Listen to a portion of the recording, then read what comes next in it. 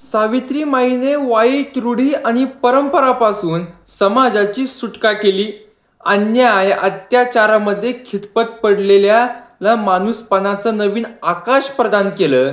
मात्र त्याच सावित्रीबाईंना 1897ला जेव्हा पुण्यामध्ये प्लेगची साथ आली होती, तेव्हा स्वतःचा जीव गमवावा लागला लोकांची सेवा करता करता. कारण त्यांचा एकच विचार होता की आज ज्योतिबा असले असते तर शांत बसले असते का.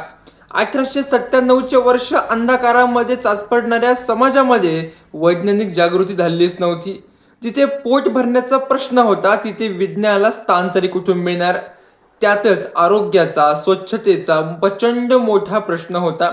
समाजामध्ये अंधश्रद्धा मोठ्यापर्यंत पसरलेली होती. अशाच परिस्थितीत उंदीर पटापट मरून पडायला लागले. उंदरांच्या अंगावरील पिसवा एका ठिकाणावरून दुसऱ्या ठिकाणी जातात. त्या पिसवांना माणसांना चावतात. माणसे आजारी पडतात. त्यांना ताप येऊ लागतो आणि काखेत गाठ येऊ लागती आणि त्यातूनच ताप चढतो आणि माणसं मरायला सुरुवात होऊ लागली होती.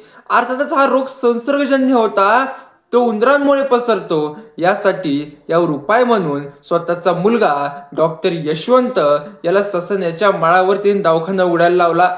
प्लेगच्या अनेकांना तिथे औषध उपचार दिले जात होते. सत्यशोधक समाजाचे कार्यकर्ते आजारी माणसांना उचलून दवाखान्यात आणत होते आणि त्या संपूर्ण काळात सावित्रीबाई रानामध्ये फिरून प्रचंड अशी धावपळ करून स्वतःच्या शरीराला आतूनात वेदना देत होत्या. त्या लोकांची सेवा करत होत्या. स्वतःच्या शरीरातील जे शरीर आहे ते लोक सेवेसाठी चंदनासारखं झिजवत होत्या. मानव सेवा हीच ईश्वर सेवा आहे म्हणून त्या काम करत होत्या.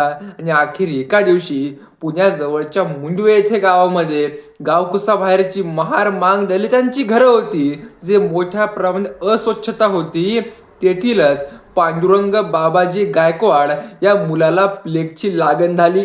तो अखेर मरणाला टेकला होता. त्यामुळे खुद्द सावित्रीबाईंनी त्या मुलाला आपल्या पाठीवर घेतलं आणि दवाखान्यात नेलं आणि शेवटी त्याच मुलाची प्लेगची लागण सावित्रीबाईंना झाली. काखेत गाठ आली. ताप भरपूर चढला होता. नियतीने सावित्रीबाईंना आपल्या कवेत घेतलं.